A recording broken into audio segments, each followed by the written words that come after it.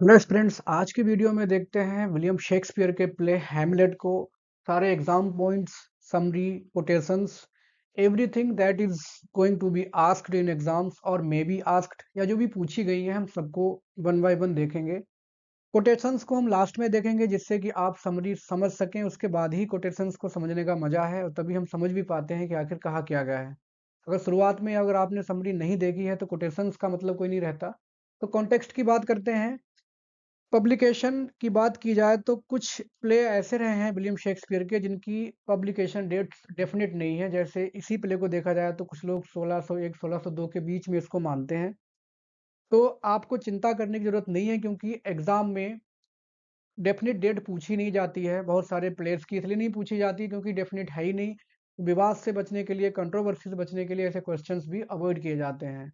But chronology जरूर पूछी जाती है, तो क्रोनोलॉजी आपको पता होनी चाहिए। क्रोनोलॉजिकल ऑर्डर पता होना चाहिए पब्लिकेशन का। जैसे जो 4 ट्रेजेडीज हैं, मैंने आपको विलियम शेक्सपियर की बायोग्राफी में भी बताया था कि एक जो कोड वर्ड है हुकम, HOKM। हुकम का मतलब H for Hamlet, O for Othello, K for King Lear, M for Macbeth. HOKM हुक्म के थ्रू आप याद रख सकते हैं।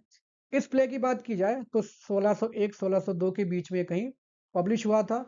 And it is one of the 4 great tragedies written by William Shakespeare. जो लिखी थी उन्होंने 4 ट्रेजेडीज, उनमें से एक ये सबसे ज्यादा लेंदी प्ले, लॉन्गेस्ट प्ले भी कहा जाता है उनके सारे प्लेस में। एनेक्टेड किया गया था ये प्ले बोथ यूनिवर्सिटीज में, ऑक्सफोर्ड और कैम्ब्रिज, जो दोनों यूनिवर्सिटीज हैं, दोनों में इनका मंचन हुआ था इस प्ले का उस समय। सोर्सेस की बात की जाए तो it has more than one source. कोई एक सोर्स इसका एकदम डेफिनेट नहीं है, बट जो मेन कहा जाता है, प्राइमरी सोर्स की बात की जाए तो एक बुक लिखी थी, एक डैनिश राइटर हुए हैं सैक्सो ग्रामेटिकस। इन्होंने एक बुक लिखी थी हिस्टोरिका डेनिका। हिस्टोरिका डेनिका ये बुक लिखी थी। उसी बुक में बुक थर्ड और फोर्थ में एक कहानी है, लेजेंड ऑफ एमलेट।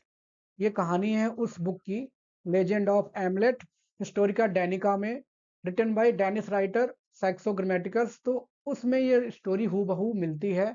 और उसी स्टोरी को बाद में एक फ्रेंच राइटर हुए हैं जिनका नाम हुआ है फ्रैंकोइस डी बेलरफोस्ट। इन्होंने 1570 में एक स्टोरी, जो लेजेंड ऑफ एमलेट है, इसको स्टोरी में कन्वर्ट किया, हिस्टोरियस ट्रेजिक्स में कन्वर्ट किया।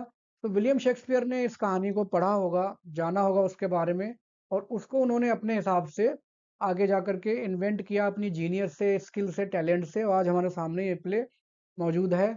दुनिया के तमाम यूनिवर्सिटीज में सिलेबस में पढ़ाया जाता है, शामिल है। इसके अलावा जो स्पेनिश ट्रेजेडी है थॉमस किड की, यहाँ से भी कुछ सिमिलैरिटीज हैमलेट में देखने को मिलती हैं। लेकिन प्राइमरी सोर्स में हिस्टोरिका डेनिका ही अगर आता है क्वेश्चन तो आपको यही सेलेक्ट करना है, Historia Danica is the primary source. तो स्पेनिश ट्रेजेडी से विलियम शेक्सपियर ने क्या बोरो किया? Soliloquies, ghost, revenge seeking protagonist, violence and bloodshed. Actually Spanish tragedy में क्या होता है, जस्ट उल्टा हिसाब है। जैसे यहाँ पर हैमलेट पागल बन करके अपने पिता के मर्डर का बदला लेता है, लेकिन स्पेनिश ट्रेजेडी में क्या होता है कि उसमें एक पिता रहता है, वो अपने बेटे की मौत का बदला लेता है, वो भी पागलपन का ढोंग करता है। और ब्लड और रिवेंज सीकिंग प्रोटैगनिस्ट का मतलब जिसको बदला चाहिए ही चाहिए हर हाल में। तो ये सिमिलरिटीज स्पेनिश स्ट्रेटजी से काफ़ी ज़्यादा हैं। अगर सिमिलरिटी पूछी जाती है तो ये रही आपके सामने, बट प्राइमरी सोर्स में हिस्टोरिका डेनिका ही आपको बताना है। इसके अलावा एक इटालियन स्टोरी भी चला करती थी उस समय, द मर्डर ऑफ गोंजागो। ये स्टोरी आपको प्ले में, जब हैमलेट अपने चाचा को उनके कॉन्सेंस को पता करने के लिए इनेक्ट कराता है कुछ प्लेयर से, तो इसी स्टोरी को नाम वो माउस ट्रैप कर देता है उस प्ले का, द मर्डर ऑफ गोंजागो। ये प्ले में भी रेफरेंस मिलता है, उसमें इनेक्ट किया जाता है। इसके अलावा बहुत सारे सोर्सेस थे जिनसे कुछ ना कुछ शेक्सपियर ने बोरो किया। He was influenced by many sources, but due to his skill and his genius, he converted all the sources into a new play and made it entirely his own. पूरी तरह से अपना प्ले बना दिया उन्होंने अपनी इन्वेंटिव जीनियस, लिटरेरी कैलिबर से। इसके अलावा प्ले की बात की जाए तो सारे प्लेस में मैंने आपको पहले भी बताया कि it is the longest play, 4042 lines, इसमें 4042 लाइन्स के साथ, एंड 29551 29,551 वर्ड्स इसमें है ओवरऑल। हालांकि ऐसे क्वेश्चन आज तक पूछे तो नहीं गए हैं, लेकिन हाँ इतना पूछा जा सकता है कि which is the longest play, तो आंसर इज हैमलेट। इसके अलावा 20 मेजर कैरेक्टर्स हैं इसमें, 18 मेल एंड 2 फीमेल, जो कि एक गर्ट्रूड इसकी इनकी माँ, और ओफिलिया जो इनकी लव इंटरेस्ट होती है फीमेल प्रोटैगनिस्ट कैरेक्टर्स में, और 18 मेल कैरेक्टर्स हैं। टोटल 5 एक्ट्स हैं and it is divided into 20 scenes. 5 act total 20 scene के थ्रू कवर किए जाते हैं। Act 4 is the longest one in the play. और अगर सेटिंग की बात की जाए तो डेनमार्क एल्सनर कासल जो है, वहां पर डेनमार्क में ये प्ले सेट है। तो ये था इसका कॉन्टेक्स्ट। अब बात कर लेते हैं कैरेक्टर्स की।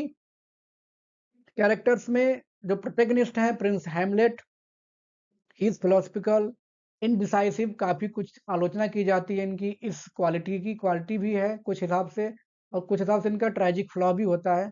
पैशनेट, इंटेलिजेंट, इंट्रोस्पेक्टिव, काफी कुछ दिमाग में इनके चलता रहता है, हमेशा इंट्रोस्पेक्ट करते रहते हैं अपनी जिंदगी, दुनियादारी, तमाम चीजें। He is driven by the feeling of revenge, जैसे पता चलता है इनके पिता का मर्डर हुआ हुआ है तो ये एकदम पागल हो जाते हैं बदला लेने के लिए अपने चाचा क्लॉडियस से। और अपनी सलीलकीस के लिए पूरा ये कैरेक्टर फेमस है। उनके सारे प्लेस में जितने प्लेस लिखे हैं विलियम शेक्सपियर ने, हेमलेट इज फेमस फॉर हिज सलीलकीस, और सलीलकीस में बहुत कुछ फिलोसफिकल वेंट, फिलोसफिकल थीम्स शामिल रहती हैं। कई बार क्वेश्चन पूछा जाता है कि what is the tragical flaw, या जो एरिस्टोटल ने लिखा है hamartia, the tragical flaw of the character, तो इनका क्या है, इनडिसाइसिवनेस। इनडिसाइसिवनेस का मतलब क्या है कि ये निर्णय नहीं ले पाते हैं जल्दी, फैसला जल्दी नहीं ले पाते हैं कि करना क्या है, टू बी और नॉट टू बी, ऐसा करूं या ना करूं, ये सवाल इनके मन में रहता है। तो इनका ये ट्रेजिक फ्लॉ हमर्शिया क्या है, इनडिसाइसिवनेस, या कह सकते हैं कि निर्णय ना ले पाने की क्षमता। क्लॉडियस इनके चाचा जी रहते हैं वैसे तो, मौजूदा अभी डेनमार्क के किंग होते हैं, और यही इनके हैमलेट के पिताजी की हत्या कर देते हैं। हत्या करने के बाद खुद राजा बन जाते हैं और इनकी माँ को अपनी पत्नी बना लेते हैं, शादी कर लेते हैं। Is manipulative, intelligent, guilty and ambitious, काफी कुछ एम्बिशंस हैं राजा बनने की, प्लस जो इनकी कह सकते हैं भाभी थी इनके बड़े भाई की पत्नी, उनसे हैमलेट की माँ से इन्होंने शादी भी की। गर्ट्रूड ये हैमलेट की माँ है, जो कि सीधी सादी सी कह सकते हैं, लविंग। कुछ क्रिटिक्स इनको मॉरली क्वेश्चनेबल मानते हैं कि हाँ तुरंत ही विद इन 1 मंथ मर्डर के, अपने पति के मर्डर के विद इन 1 मंथ ये शादी कर लेती हैं क्लॉडियस से। तो इनके कैरेक्टर को लेकर भी क्रिटिक्स का अलग अलग मानना है, कुछ कहते हैं कि ये मजबूरी थी इनकी, कुछ कहते हैं कुछ तमाम बातें कहते हैं। इसके अलावा जैसी भी हो, पर अपने बेटे हैमलेट से काफी इनका लगाव है, शी लव्स हैमलेट, लेकिन मजबूर हैं अपने सेकंड हस्बैंड के आगे, समझ नहीं पाती हैं कि हैमलेट के मन में क्या चल रहा है, उसकी जो मनोदशा है उसको समझने में असमर्थ हो जाती हैं। ऑफिलिया इनकी हैमलेट की बिलव्ड है, जिससे ये प्रपोज करते हैं, लेकिन वो अपने पापा और भाई के प्रभाव में आके इनका प्रपोजल एक्सेप्ट नहीं करती खूब अच्छे से। प्यार तो ये भी करती है हैमलेट से, लेकिन उस सिचुएशन में फंसने के बाद she doesn't accept the proposal by Hamlet. She represents innocence among the chaotic circumstances of the play. बहुत ज्यादा कोलाहल है घटनाओं का, एकदम हालात बड़े विपरीत हैं, लेकिन अफिलिया उन सब कैरेक्टर्स से different. She is representation of innocence. उसके पिता और भाई, पिता उसके पोलोनियस, भाई लेआर्टिस, दोनों मैनिपुलेट कर लेते हैं ओफेलिया को, समझाते रहते हैं कि तुम उस हैमलेट से दूर रहना, उसकी तुम ध्यान नहीं देना। अंततः वो भी पागल हो जाती है, सुसाइड कर लेती है। पोलोनियस जो कि ओफेलिया के पिता हैं और राजा के चीफ एडवाइजर हैं, राजा के प्रति ये बहुत ज़्यादा लॉयल हैं।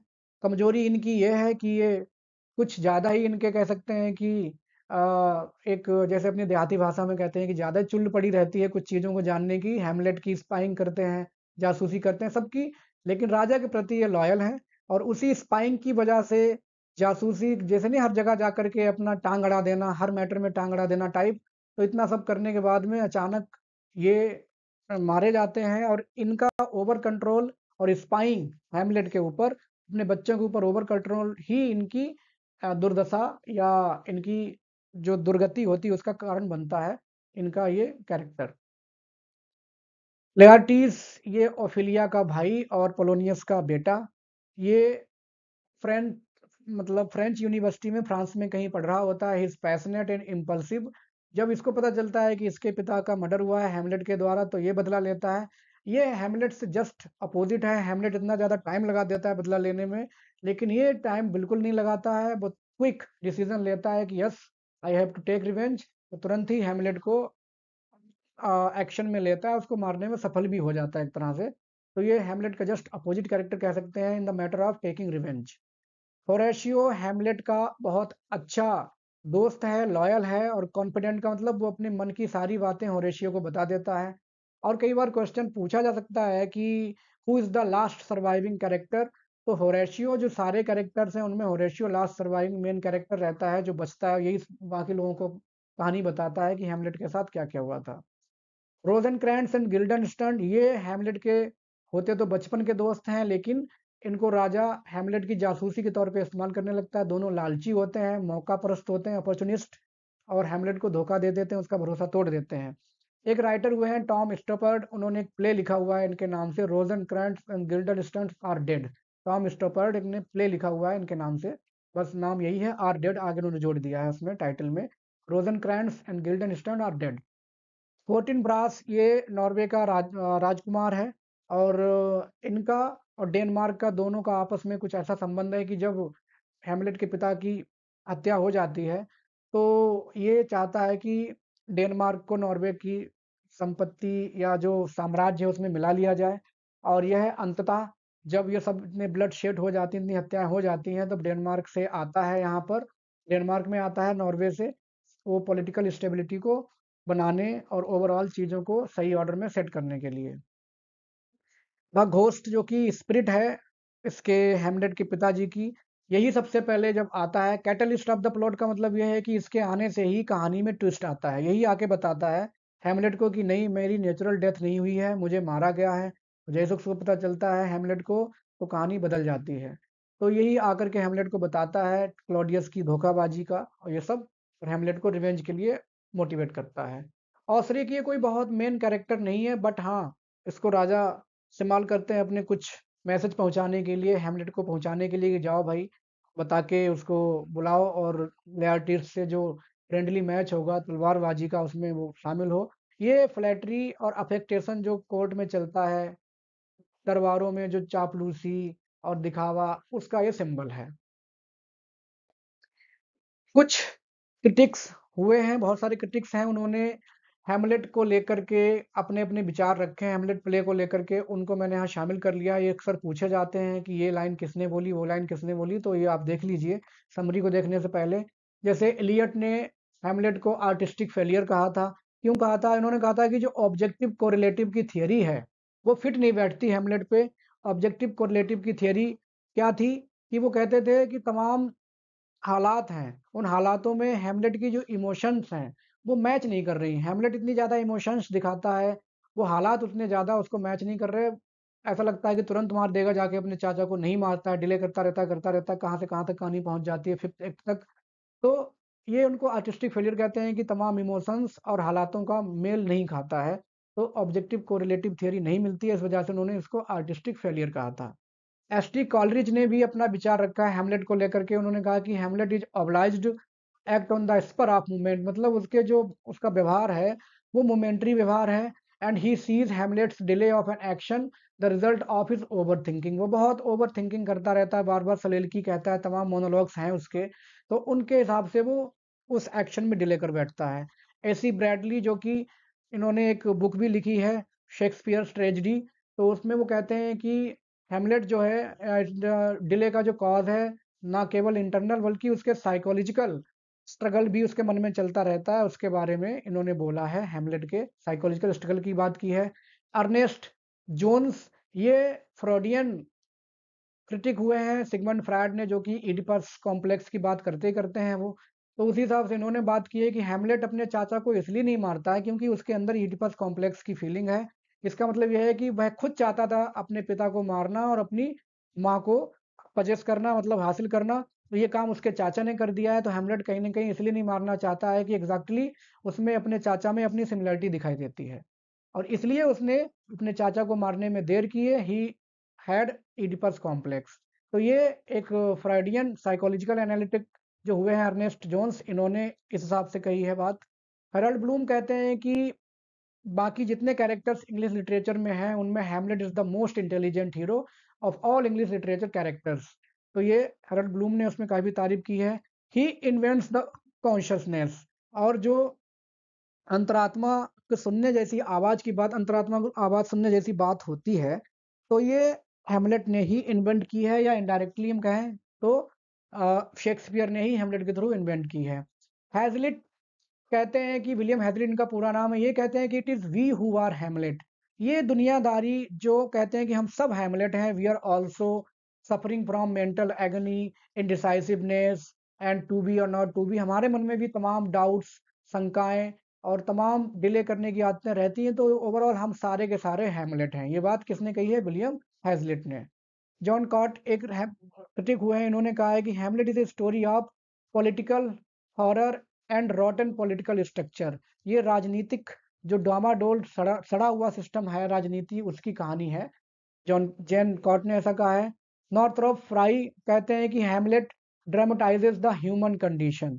ये कहते हैं कि जो हमारी कंडीशन है, हमारे जो हालात हैं, उनको हैमलेट ने बहुत अच्छे से दिखाया है। तो सब क्रिटिक्स के अपने अपने विचार हैं, जो जिस सेगमेंट था उसने उसी सेगमेंट के हिसाब से हेमलेट की आलोचना की है। कुछ और कमेंट्स हैं, वो भी देख लेते हैं। स्टीफन ग्रीनब्लाट ये कहते हैं कि Hamlet explores the tension between Renaissance humanism and medieval ghost. Renaissance humanism का मतलब कि जब एक इंडिविजुअलिज्म का उद्गार हो रहा था, जब रेनेसा आया तब उसमें व्यक्तिवादी सोच बहुत ज़्यादा बढ़ती गई। और घोस्ट, क्योंकि जैसे ही तरक्की आती है लोग सुपरस्टिशंस में भरोसा करना छोड़ देते हैं, तो घोस्ट को उन्होंने क्या बोला है? मीडियमल बोला है।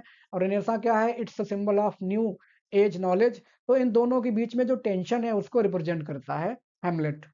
एलेन शोवाल्टर ये क्योंकि फेमिनिस्ट क्रिटिक हैं, इन्होंने ओफिलिया को चुना है। ये कहती है कि ओफिलिया की जो मैडनेस है वो एक तरह से प्रोटेस्ट है उस सिस्टम के खिलाफ, जिस सिस्टम में उसके पापा और भाई उसको डाल देते हैं, उसको बेचारी को फंसा देते हैं कि हेमलेट से प्यार नहीं करना, उसका एक्सेप्ट नहीं करना प्रपोजल।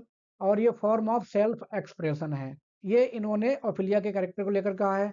रोनाल्ड बार्ट्स जो कि एक लिटरेरी क्रिटिक हुए हैं न्यू क्रिटिसिज्म में, तो ये कहते हैं कि हेमलेट इज द टेक्स्ट। क्योंकि ये टेक्स्ट की बात ज़्यादा इन लोगों ने की है, तो टेक्स्ट की बात कर रहे हैं कि Hamlet is the text that endlessly defers its meaning. एक ऐसा टेक्स्ट है जो लगातार अपनी मीनिंग बदलता रहता है, या ऐसा कैरेक्टर जो लगातार अपने विचार बदलता रहता है और फिफ्थ एक्ट तक ले जाकर के अपने चाचा को मार पाता है। नाइजल अलेक्जेंडर कहते हैं कि play is not tragedy of revenge but a tragedy of thought. ये ना केवल रिवेंज ट्रेजिडी है बल्कि थॉट की भी ट्रेजिडी है, ये नाइजल अलेक्जेंडर कहते हैं। जी विल्सन नाइट ने कहा है, इनका विचार एकदम डिफरेंट है बाकी सारे क्रिटिक्स से। ये कहते हैं कि Hamlet is evil in the state of Denmark. वो कहते हैं कि जैसे हैमलेट के चाचा ने, क्लॉडियस ने इसके पापा को मार दिया, तो उसकी माँ ने उससे शादी कर ली, जबरदस्ती तो नहीं की। जब शादी की है तो अपनी मर्जी से ही की है। सब कुछ सही चल रहा था, राजा बन गया, सब कुछ ठीक था। लेकिन हैमलेट ही आया है, हैमलेट ने ही आकर के बुराई की फैला दी, या हैमलेट ने ही पूरा बना बनाया सिस्टम बिगाड़ दिया। तो इनका मतलब ये है कि हैमलेट ही ओवरऑल स्पॉइलर है, तमाम चीज़ों को जो स्पॉइल कर रहा है। तो Hamlet is responsible for all the evil present in Denmark. ये इनका सबसे अलग विचार है। तो इन सारे क्रिटिक्स के थॉट्स को आप, उनके कमेंट्स को पढ़ लीजिएगा, थोड़ा एक बार दोबारा पढ़ लीजिएगा, याद कर लीजिएगा कि बाई चांस पूछे जाएँ तो आप उनका जवाब अच्छे से दे सकें। अब हम देखते हैं प्ले की समरी। एक्ट वाइज आपको देखने को मिलेगी। तो कहानी कहाँ से शुरू होती है? फ्रांसिस्को एक वॉचमैन है। मार्सेलस, एक्चुअली यहाँ पर ये सी होनी चाहिए थे, मार्सेलस एंड होरेशियो जो कि हैमलेट का दोस्त है, ये तीनों एक प्लेटफॉर्म पे एल्सिनोर कासल के बाहर खड़े हुए हैं और आपस में ये बातचीत करते हैं। तो इनको पता चलता है कि हैमलेट के पिता की डेथ हो चुकी है, ही हैज़ बीन मर्डर्ड। और फोर्टिन ब्रास जो नॉर्वे का राजा प्रिंस है, वो चाहता है कि डेनमार्क को उसी स्टेट में शामिल कर लिया जाए, नॉर्वे में शामिल कर लिया जाए, क्योंकि राजा मारा जा चुका है और उसकी जगह पे उसके चाचा शासन कर रहे हैं। दोनों, ये जो तीनों बात कर रहे होते हैं, ये भी बात करते हैं कि कल एक भूत अपीयर हुआ था, घोस्ट आया था हम लोगों के सामने।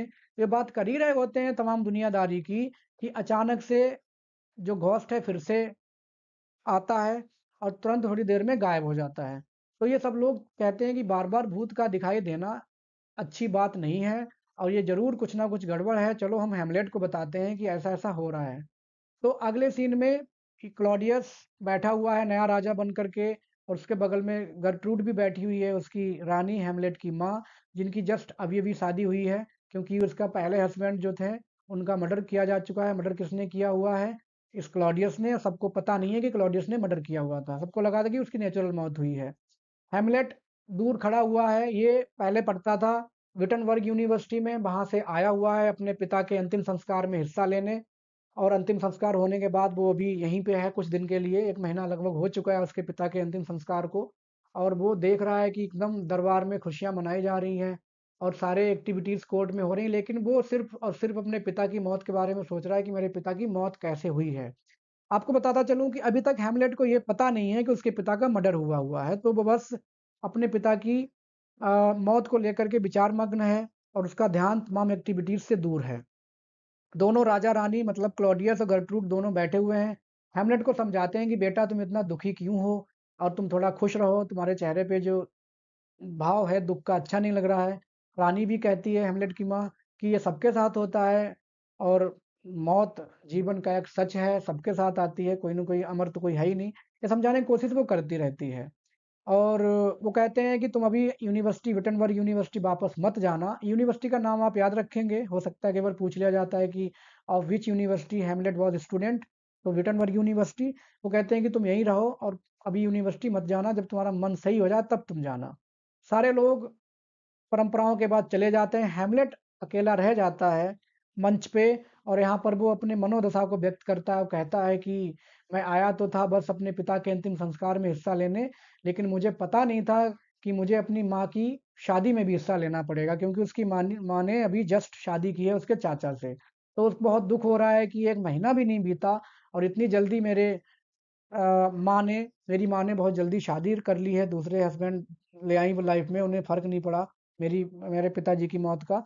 तो वो बहुत ज़्यादा दुखी हो रहा है। इन सब बातों से दुखी होकर वो सोच रहा होता है।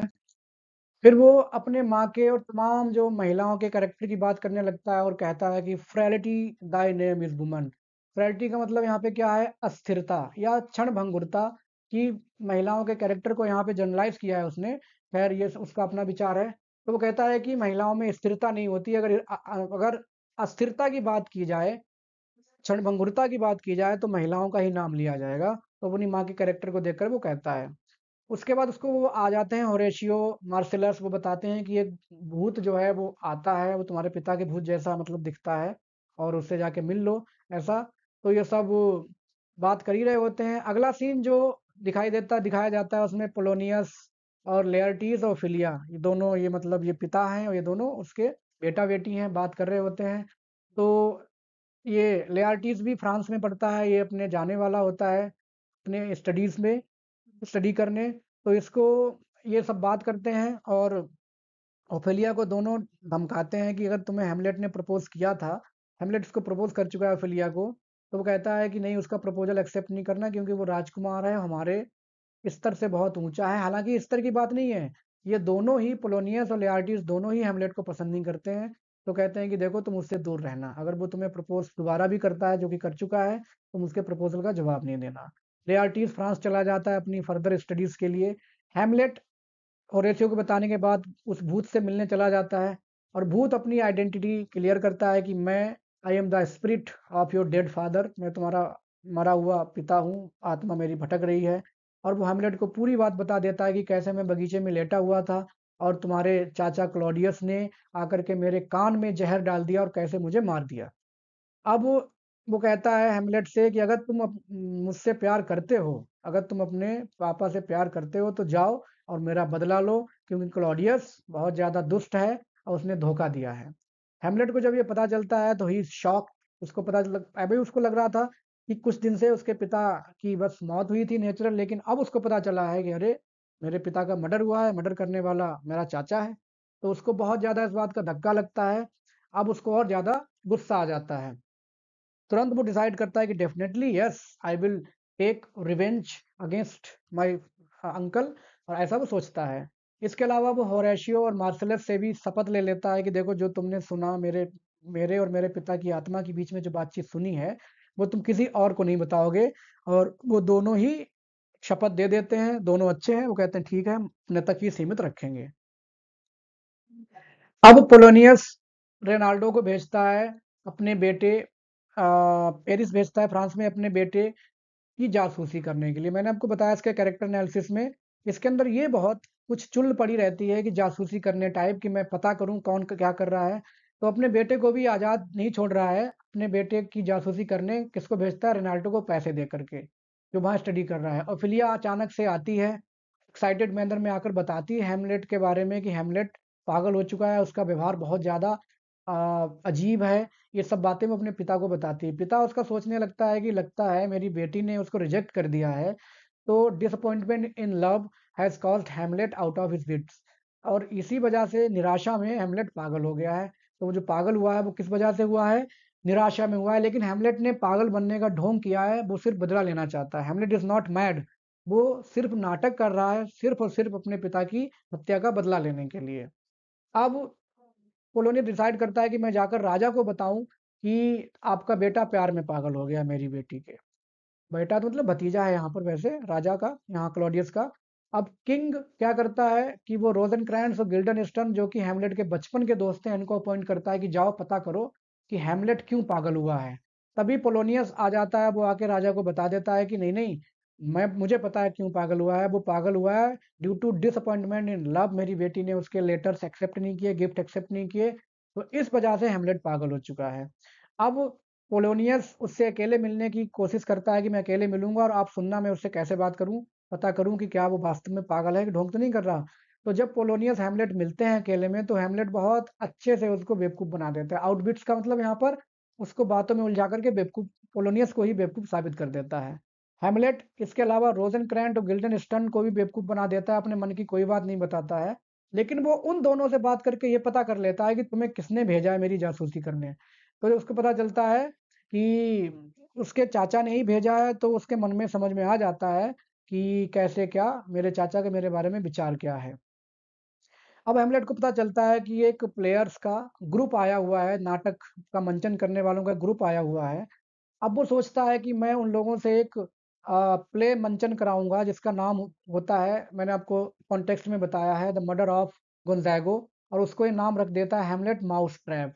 और उसमें कहता है कि मर्डर ऑफ गोंजागो वाला सीन क्रिएट करूंगा, जिस तरह से मेरे पिता को मेरे चाचा ने मारा है, मैं उसी सीन को रिक्रिएट कराऊंगा उन प्लेयर्स से। और मैं देखूंगा कि मेरे चाचा का उस पर रिएक्शन क्या रहता है। तो कुल मिला के वो उसके कॉन्सेंस, गिल्टी कॉन्सेंस को पहचानने की कोशिश में लगा रहता है। ठीक है, हेमलेट ये सब चीज़ें शुरू करता है। इसके अलावा हेमलेट अब जब वो सब चले जाते हैं तो अपने आप में सलीलकी कहने लगता है, मोनोलॉग कहने लगता है। और अपने आप को ही वो उस डिलेइंग एक्शन के लिए ब्लेम करने लगता है कि जब मुझे पता चल ही गया है कि मेरे पिता का मर्डर हुआ है, तो मैं डिले क्यों कर रहा हूँ, मैं बदला क्यों नहीं ले रहा हूँ। तो अपने आप को बहुत ज़्यादा बुरा मानता है और तमाम बातें वो कहता है, और तमाम चीज़ें उसके मन में चलती हैं रिगार्ड्स।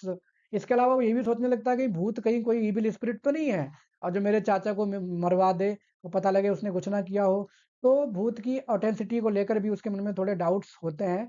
हालांकि फिर भी वो उस प्ले के बारे में सोचता है कि मैं प्ले इनेक्ट कराऊंगा और उस गिल्टी कॉन्सेंस को पकड़ने की कोशिश करूंगा। तो वो कहता है the play is the thing very I will catch the conscience of the king. ये कहते हुए एक्ट सेकंड का एंड हो जाता है। एक्ट थर्ड जब शुरू होता है, तो यहाँ पर राजा और बाकी उसके जो मित्र हैं रोजनक्रैंट्स और गिल्डनस्टर्न की बात होती है। अब दोनों इस बात में असफल हो चुके हैं कि हेमलेट के पागलपन का रीजन क्या है, इसको पहचानने में रोजनक्रैंट्स और गिल्डनस्टर्न दोनों असफल हो चुके हैं सही वजह का पता लगाने के लिए। अब पोलोनियस आकर के बोलता है कि मैं अपनी बेटी ओफेलिया और हैमलेट दोनों की मुलाकात कराऊंगा, और हम दोनों पर्दे के पीछे छिप जाएंगे और देखेंगे कि वास्तव में हैमलेट उससे कैसे बात करता है। और कुल मिला के ओफेलिया को भी इस्तेमाल किया जाता है। लेकिन जब हैमलेट उससे बात कर ही रहा होता है, उसको एहसास हो जाता है कि पर्दे के पीछे कोई छिपा हुआ है हम दोनों की बात सुनते हुए। तो उस सिचुएशन में वो बहुत अच्छे से डील कर लेता है और उनको एहसास नहीं होने देता है राजा और पोलोनियस को कि मैं सिर्फ नाटकी नाटकीय रूप से पागल हूँ, नाटक कर रहा हूँ। वो वास्तव में ऐसी ही बातें करने लगता है।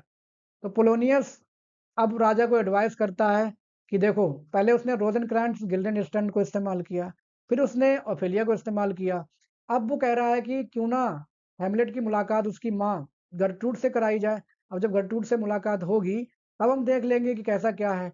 राजा मान जाता है, अब ये है तो एडवाइजर, और बहुत ज़्यादा इसके अंदर ये इस बात का वो है कि मुझे पता ज़रूर करना है हैमलेट पागल है कि नाटक कर रहा है। पोलिनियस बहुत ज़्यादा पीछे है जासूसी के मामले में।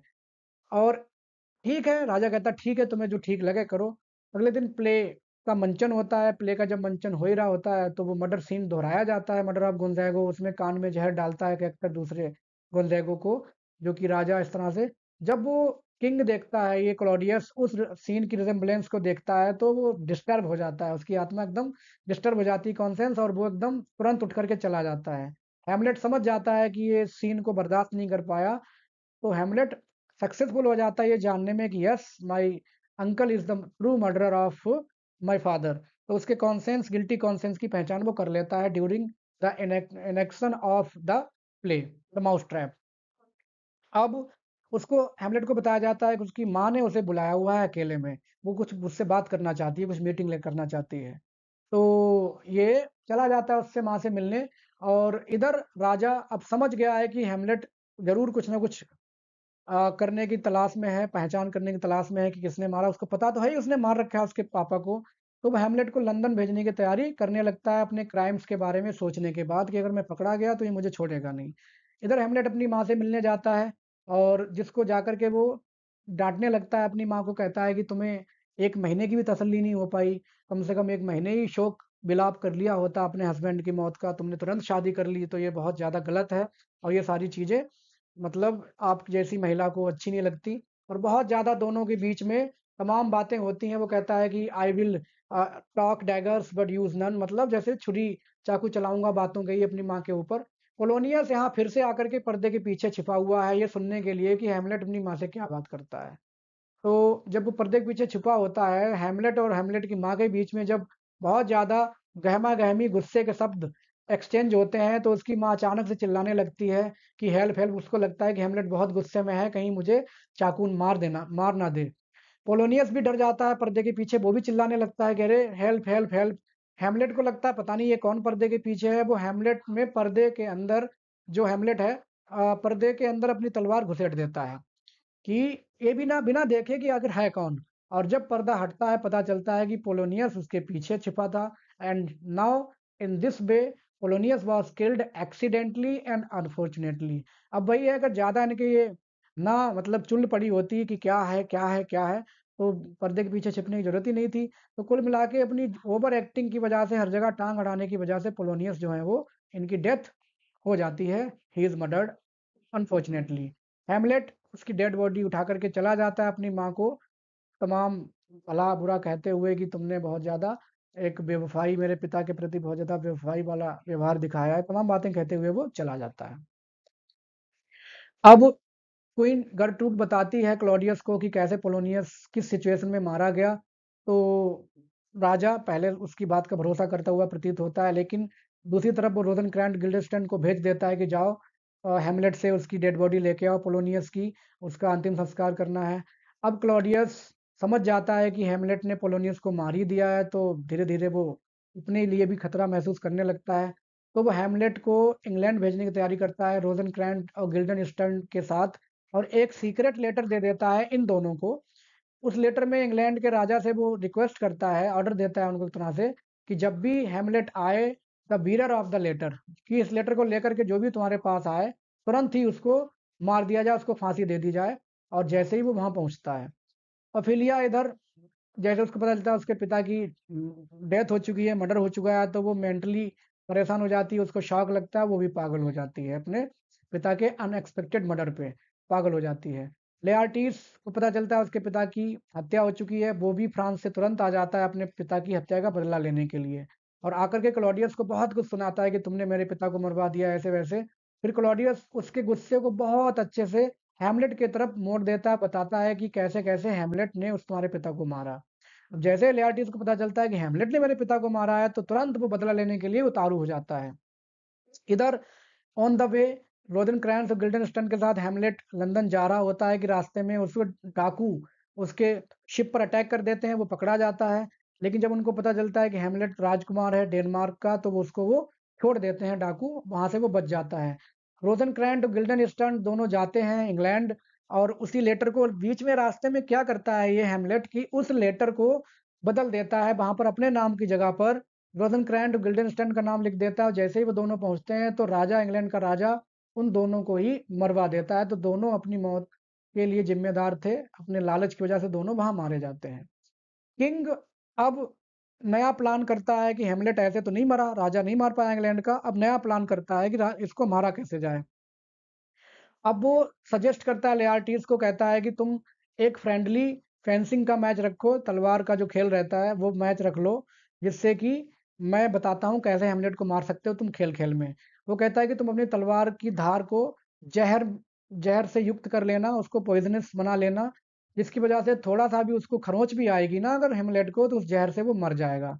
इसके अलावा अगर वो तुम्हारी तलवार के खरोंच से बच भी जाता है, तो मैं उसके लिए एक पॉइजनस ड्रिंक तैयार करूँगा, एक ज़हर वाली ड्रिंक तैयार करूँगा, और उसको वो पी लेगा, क्योंकि खेल के बाद उसको ड्रिंक वो माँगेगा, तो मैं उसको वो ड्रिंक दे दूँगा, उस ड्रिंक को पीने से वो मर जाएगा। तो हमने 2 प्लॉट तैयार किए हैं कि तलवार से नहीं तो ज़हर से तो हम दोनों उसको मार ही देंगे। लेआर्टीस भी तुरंत मान जाता है, और तभी अचानक उसको पता चलता है, जब दोनों बात कर ही रहे होते हैं लेआर्टीस और राजा, पता चलता है कि ओफेलिया की डेथ हो गई है। वो एक नदी में फूल तोड़ते हुए डूब जाती है, एक तरह से सुसाइड कह सकते हैं, पागलपन में, और ओफेलिया मर जाती है। तो अब उसका गुस्सा, लेआर्टीस का गुस्सा और ज़्यादा हो जाता है कि इसने, हेमलेट ने मेरे पूरे परिवार को तबाह कर दिया, पहले मेरे पिता और अब मेरी बहन। अब अगले एक्ट में ग्रैव डिगिंग का सीन होता है। यहाँ पे ओफेलिया के लिए ग्रैव डिग की जा रही है, उसको दफनाने के लिए। लेआर्टीज खुश नहीं है कि उसकी बहन का क्रिश्चियन ट्रेडिशन के हिसाब से अंतिम संस्कार नहीं किया जा रहा है, क्योंकि वो सुसाइड से मरी है। तो कुछ ऐसा रहता होगा कि जो लोग सुसाइड करते होंगे वहाँ पाप समझा जाता है, तो उस वजह से उसका उस हिसाब से क्रिश्चियन ट्रेडिशन के हिसाब से अंतिम संस्कार नहीं हो रहा है। हैमलेट वहाँ आ जाता है, उसको नहीं पता होता है कि ओफेलिया मर चुकी है। लेकिन जब वो देखता है कि ओफेलिया दफनाई जा रही है, तो वो भी ग्रैब में कूद जाता है, और दोनों लेआर्टीज और हैमलेट के बीच में लड़ाई शुरू हो जाती है, गुत्थम गुत्था शुरू हो जाता है। अब यहाँ पर क्लॉडियस इस बात पे लड़ाई शुरू हो जाती है कि हैमलेट कहता है मैं ओफेलिया से बहुत ज़्यादा प्यार करता हूँ, और लेआर्टीज कहता है कि मैं अपनी बहन से इतना प्यार करता हूँ कि कोई नहीं कर सकता। तो ये तमाम बातें होती हैं। क्लॉडियस लेआर्टीज को एडवाइस देता है चुपचाप कि चुप रहो, और वो प्लान है वो याद रखो कि तुम उसको मारना कैसे है। ज़्यादा यहाँ हल्ला मत करो, यहाँ कुश्ती मत लो, कबड्डी मत खेलो, तलवार से मारेंगे मिलके दोनों। तो हेमलेट और होरेशियो दोनों चले जाते हैं, और दूसरे दिन ऑसरिक को भेजता है राजा हेमलेट के पास, कहता है कि तुम दोनों की जो लड़ाई हो गई थी ग्रेब में, हेमलेट और लेआर्टीज की, दोनों दोस्ती कर लो, और दोस्ती का जो सिंबल होगा वो होगा एक फ्रेंडशिप मैच होगा तुम लोगों का फेंसिंग का, उसमें दोनों आ जाओ। तो हेमलेट तैयार हो जाता है, मैच अगले दिन शुरू हो जाता है। अब वो लेआर्टीस आता है अपनी तलवार लेकर के, वही जहर वाली, जहर में बुझी हुई तलवार लेकर आता है। हेमलेट तो बस उसको फ्रेंडली मैच ले रहा है, लेकिन लेआर्टीस जहर की तलवार लेकर आ गया है। उसको नहीं पता था हेमलेट को। जब लड़ाई शुरू होती है तो हेमलेट क्या करता है कि लेआर्टीस हेमलेट को घायल कर देता है उस तलवार की बुझी, मतलब जहर से बुझी हुई तलवार से। तो हेमलेट को गुस्सा आ जाता है, हेमलेट भी गुत्थम गुत्था में तलवार छीन लेता है, वापस लेआर्टीस को घायल कर देता है। अब राजा समझ गया कि ना केवल हेमलेट बल्कि लेआर्टीस भी मरने वाला है, क्योंकि दोनों ही उस जहर में बुझी हुई तलवार से घायल हो चुके हैं। दूसरी तरफ जो ड्रिंक रखी हुई थी राजा ने, रानी और राजा दोनों बैठे हुए हैं उस मैच को देखते हुए। राजा ने ड्रिंक रखी हुई थी जहर वाली, कि जब हेमलेट तलवार से नहीं मरेगा बाई चांस, तो ड्रिंक मांगेगा, ड्रिंक दूंगा तब मर जाएगा। रानी अनजाने में ही उस जहर के प्याले को पी लेती है, उस कप से उस जहर की ड्रिंक को पी लेती है। अब जैसे ही वो उससे पी लेती है, तो वो समझ जाती है कि जहर है, वो मरने वाली है। वो चिल्लाने लगती है कि मुझे धोखा दिया गया, मैं मुझे आई एम पॉइजन्ड, मुझे भी जहर दे दिया गया है। और हेमलेट जब ये सुनता है उसकी माँ मर रही होती है, तो वो पता चलता है लेआर्टीज मरते मरते, दोनों मरने वाले होते हैं। लेआर्टीज अब हेमलेट को पूरी बात बता देता है कि कैसे कैसे ये ड्रिंक तैयार की थी तुम्हारे चाचा ने, तुम्हें मारने के लिए तलवार में जहर बुझाया गया था, मैं अपना जहर मतलब लेकर आया था, लेकिन अब तुम्हारे चाचा ने तुम्हारी माँ को भी मार दिया चालाकी से। तो कुल मिला के तुम्हारा चाचा ही सब चीज़ों का मेन करता धरता है, विलेन है। तो जैसे ही अब तो, हालांकि हैमलेट को पता तो पहले से ही था, लेकिन अब और ज्यादा एक यकीन हो गया। और क्या करता है हैमलेट, वो तलवार जो जहर वाली उसके हाथ में होती है, वही उसके अपने चाचा की बॉडी में उसको भ्रष्ट कर देता है, और बचा हुआ जो जहर है प्याले का, अपने चाचा का मुंह खोल के पूरा का पूरा जहर उसके रिमेनिंग ड्रिंक को उसके मुंह में उड़ेल देता है। कि ना केवल तलवार से, जैसे तुम दोनों तरह से मुझे मारना चाह रहे थे, तलवार से और ड्रिंक से, तो ठीक वैसे ही तुम तलवार से भी मारे गए हो, दूसरा ये लो ड्रिंक। तो इस तरह से क्या होता है कि लेआर्टिस मरते मरते हैमलेट से माफ़ी मांगता है और कहता है कि मेरे पिता की मौत के जिम्मेदार तुम नहीं हो, कहीं ना कहीं हम मैंने ही गलती की, मेरे पिता ने गलती की और बाद में मैंने गलती की। तो दोनों एक दूसरे को माफ़ कर देते हैं। यहाँ पर किंग क्वीन लेआर्टिस हैमलेट ये सारे मर जाते हैं। फोर्टिन ब्रास होरेशियो जो उसका दोस्त है हैमलेट का, वो भी कप से जहर पीना चाह रहा होता है अपने दोस्त के खातिर, लेकिन हैमलेट उसको रोक देता है, कहता है नहीं नहीं तुम ऐसा मत करना, क्योंकि अगर तुम भी मर गए तो ये हकीकत मेरी कहानी बताएगा कौन दुनिया को, तुम्हें बतानी है। तो होरेशियो अपने भारी मन से मान जाता है, जहर को पीने से रोक लेता है खुद को। अब फोर्टिन ब्रास आ जाता है नॉर्वे का राजा, और वो आकर के होरेशियो से मिलता है। होरेशियो उसको सब कुछ बताता है कि कैसे कैसे क्लॉडियस ने उस हैमलेट के पापा को मारा, हैमलेट ने कैसे कैसे उससे बदला लिया, तमाम बातें, वो पूरी कहानी जो कि अभी आपने समरी सुनी है, वो पूरी समरी होरेशियो बताता है किसको, फोर्टिन ब्रास को। और इस तरह से उसमें पॉलिटिकल स्टेबिलिटी ला दी जाती है और यहाँ पर प्ले एंड हो जाता है। अब हम देख लेते हैं कोटेशंस, क्योंकि कोटेशंस समरी समझने के बाद ही आप अच्छे से समझ पाएंगे, पहले समझने का कोई मतलब नहीं है। तो ये तो मैं पहले बता चुका हूँ कि हैमलेट अपनी माँ के कैरेक्टर को देख के बोलता है कि फ्रेडती दाई नेम इज वुमन, मतलब अस्थिरता की अगर बात की जाए, बेवफाई की बात की जाए तो महिला ही आगे हैं, ऐसा हैमलेट कहता है। टू बी और not to be that the question, Hamlet का वर्ल्ड फेमस कह सकते हैं कोटेशन है, कोट है। इसको पूरी दुनिया में लोग बात करते हैं, it is world famous quotation कि टू बी और नॉट टू बी। जब भी कभी हमारी ज़िंदगी में भी तमाम बातें आती, हम भी सोचने लगते हैं कि आखिर ऐसा करें कि ना करें। तो ये जो मेंटल डिलेमा है उसके बारे में बताता है, टू बी और not to be. Something is rotten in the state of Denmark, इस बात को मर्सिलेस बोलता है। जब बार बार भूत दिखाई देता है, सिचुएशन खराब होती है, तो उसको लगता है जरूर डेनमार्क के स्टेट में कुछ सड़ रहा है, कुछ चीजें खराब हो रही हैं। Though this be madness at there is method in it, Polonius ये हैमलेट के पागलपन के बारे में कहता है कि भले ही ये पागल है, लेकिन भले ये पागलपन है लेकिन there is method in it, लेकिन ये कुछ ना कुछ उसमें चालाकी छिपी हुई है, एक तरीका है उसके पागलपन में। पोलोनियस वैसे तो होशियार आदमी है, समझ खूब जाता है, लेकिन जानबूझ के मक्कारी करता रहता था। आगे अपने बेटे को सलाह देता है पोलोनियस की, neither be a borrower nor a lender be, ना उधार दो ना उधार दो। ये देखो बहुत अच्छी बात है पोलोनियस की, बहुत अच्छी बात है, लेकिन फिर भी ये मारे गए। Brevity is the soul of wit, ये कहते हैं कि जो बात आदमी अपनी संक्षिप्तता में कह ले, संक्षिप्त जो बात कह ले वही सबसे अच्छी बात होती है।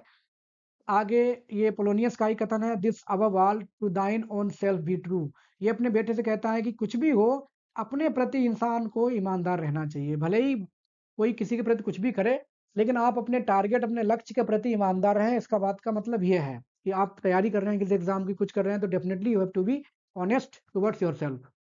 अब हेमलेट कहता है what a piece of work is man, आदमी के एग्जिस्टेंस को लेकर कहता है कि क्या गजब की चीज आदमी बनाया गया है कुदरत के द्वारा। आगे हेमलेट कहता है होरेशियो से कि there are more things in heaven and earth Horatio than are dreamed of in your philosophy. Horatio थोड़ा फिलोसफिकल माइंड का एक व्यक्ति है, तो हेमलेट को समझाता है कि तुम जो फिलोसफाइज करते रहते हो चीज़ों को, इससे कहीं ज़्यादा चीज़ें दुनिया में पाई जाती हैं। आगे हेमलेट भी कहता है conscience does make coverts of us all, कि हमारी जो बहुत ज़्यादा ओवर थिंकिंग की जो प्रक्रिया है, वही हमें थोड़ा इनेक्टिव बना देती है, हमें कायर बना देती है। कौन बनाता है? हमारा ओवर थिंकिंग का nature. There is nothing either good और bad but thinking makes it so, Hamlet कहता है कि there is nothing either good और bad but thinking makes it so. When sorrows come they come not single spies but in battalions, Claudius इस बात को कहता है कि जब दुख आते हैं तो अकेले नहीं आते, पूरा ग्रुप उनके साथ आता है। ओफेलिया को लेकर के वो कहता है।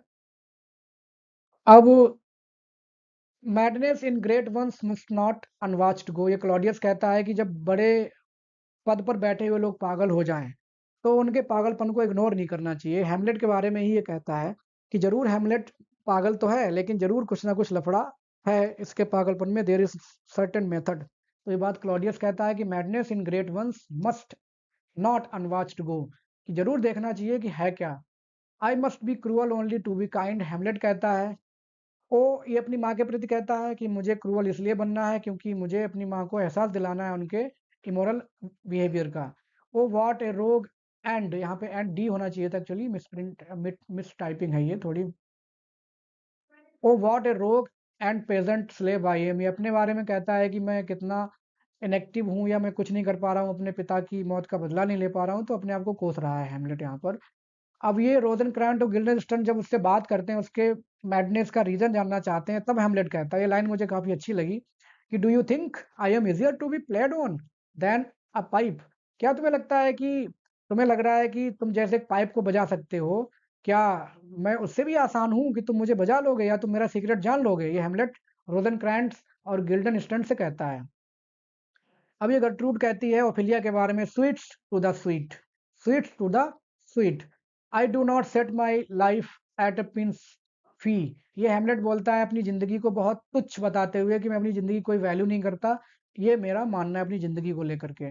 Revenge should have no bounds, ये क्लाउडियस क्लाउडियस बोलता है किसके बारे में? हेमलेट को, या लेआर्टीज को उकसा रहा है हेमलेट के अगेंस्ट बदला लेने के लिए। तो लेआर्टीज को उकसाने के लिए बोलता है कि revenge should have no bounds. आगे ये क्लॉडियस कहता है कि my words fly up, my thoughts remain below, words without thoughts should never go heaven. कुल मिला के ये कहता है कि ये जब प्रेयर कर रहा होता है तो उसको बार बार अपने क्राइम याद आते हैं कि कैसे इसने अपने बड़े भाई की हत्या की है, कैसे उसकी बीवी राज्य पर कब्जा कर लिया है। तो वो जब प्रेयर करता है तो उसको लगता है मेरी प्रेयर खोखली है, मेरे विचार खोखले हैं, तो उस समय इन विचारों को वो व्यक्त करता है। ये हेमलेट अपने चाचा के कैरेक्टर को देख के, जब उसको पता चलता है उसके चाचा ही हत्यारा है और सिंहासन में बैठ के किस तरह से वो खुश हो रहा है, तो इन सब चीजों को देख करके हेमलेट कहता है कि that one may smile and be a villain. मुझे भरोसा नहीं है कि आदमी ऐसे हंसता रहे और विलन भी हो सकता है। तो ये अपने चाचा को देख करके वो कहता है, the time is out of joint that ever I was born to set it right. Hamlet कहता है तमाम हालातों को देखते हुए कि पूरा समय ही खराब है, काश मैं इस समय को ठीक कर पाता। ओ what a noble mind is here overthrown, Ophelia कहती है हेमलेट के पागलपन के ऊपर कि कितना अच्छा माइंड था हेमलेट का और वो कैसे पागलपन का शिकार हो गया है। तो ये ओफिलिया हेमलेट के पागलपन के बारे में कहती है। द रेस्ट इज साइलेंस, ये हेमलेट के लास्ट वर्ड्स हैं बिफोर डाइंग। यूजीसी नेट में क्वेश्चन आया हुआ है कि what are the dying words of Hamlet? The rest is silence, ये मरते हुए वो कहता है होरेशियो से। ये अफेलिया के शब्द हैं जब वो पागल हो जाती है। Good night ladies, good night sweet ladies, good night good night. ये टीएस इलियट ने इन लाइनों का इस्तेमाल किया है अपनी पोयम उसमें द वेस्ट लैंड में, काफी इसका लाइन का इस्तेमाल किया है एज रेफरेंस। ये हेमलेट बोलता है जब वो दोनों ग्रेव में खड़े होकर के लेआर्टीज हेमलेट बात कर रहे होते हैं, लड़ाई लड़ रहे होते हैं, तब ये बोलता है कि I love Ophelia, 40,000 brothers could not with all their quantity of love make my sum. वो कहता है कि ये एन यहाँ पे एक्स्ट्रा है कि 40,000 भाइयों का प्यार मिला दिया जाए तब भी मेरे उतने प्यार जैसा नहीं हो पाएगा जितना प्यार मैं ओफेलिया से करता था। तो ये कुल मिला के लेआर्टीज के प्यार को थोड़ा तुच्छ बताता है। तो ये था इस प्ले का सारांश, इस प्ले के quotes, critical comments, character analysis. I tried my best to make you understand the play in easy way.